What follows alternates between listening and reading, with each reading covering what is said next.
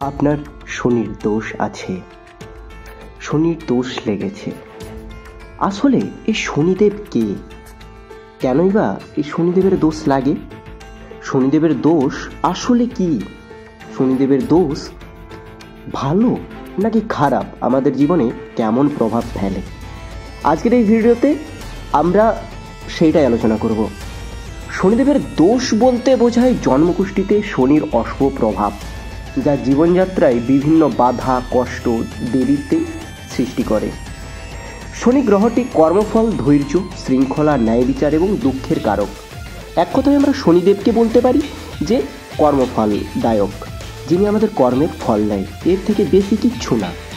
আমাদের কর্ম আমরা ঠিকভাবে তার ফল পেয়ে থাকি, সেটাই হচ্ছে শনির দোষ। জন্মকুণ্ডলিতে শনি যদি অনুকূল অবস্থানে না থাকে তবে সেই ব্যক্তির জীবনে বিভিন্ন সমস্যার সৃষ্টি হয়। তাহলে এখন প্রশ্ন আসছে, কেন শনিদেবের দোষ লাগে?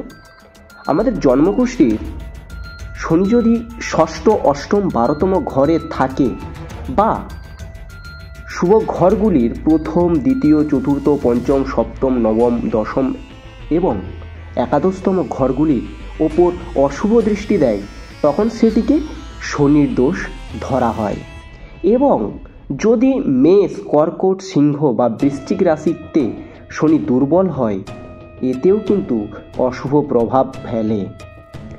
শনির সাথে সূর্য, মঙ্গল বা রাহুর সংযোগ থাকলে সেটিও খারাপ ধরা হয়। তাহলে এখন প্রশ্ন আসে, শনি মহাদশা বা অন্তর্দশা চললে কি হয়?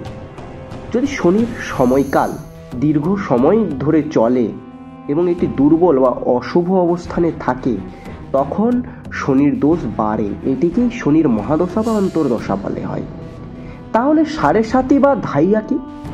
7.5 বলতে যেই শনির দশা 7.5 বছর চলে, এবং ধাইয়া বলতে যার প্রভাব 2.5 বছর চলে।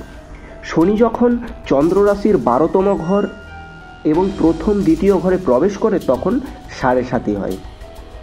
কুষ্টি দেখে কিভাবে বুঝবেন সেটা তো আমি বলেই দিলাম, কিন্তু যদি আমরা কোনো রাশি ধরে দেখি, তখন যদি মেষ, কর্কট, সিংহ বা বৃশ্চিক রাশিতে থাকে তখন কিন্তু শনি দুর্বল হয়।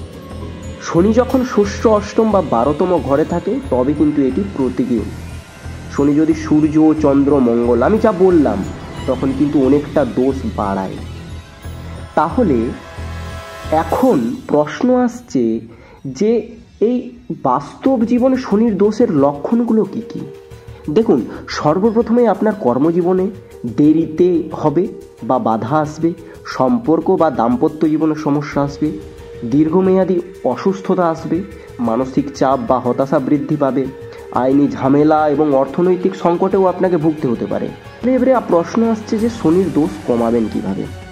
দেখুন, সেই ক্ষেত্রে প্রথমে বলা হয় শনির পুজো এবং মন্ত্র জপ করতে হয় প্রতিদিন।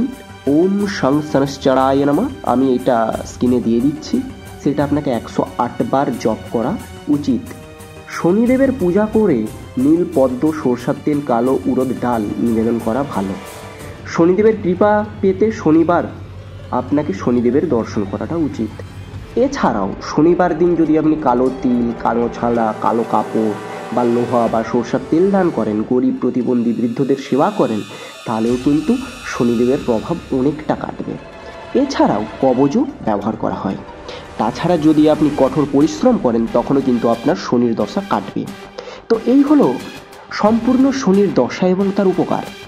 আপনার যদি ভিডিওটা ভালো লাগে অবশ্যই একটা লাইক করে দিন এবং এই ধরনের ভিডিও পেতে এই চ্যানেলটিকে সাবস্ক্রাইব করে রাখুন। পরের কী টপিক চান সেটা বলুন। আপনি যদি জানতে চান আপনার শনির দশা আছে কি না, আপনি আপনার জন্ম তারিখ এবং সময়টি কমেন্টে জানান।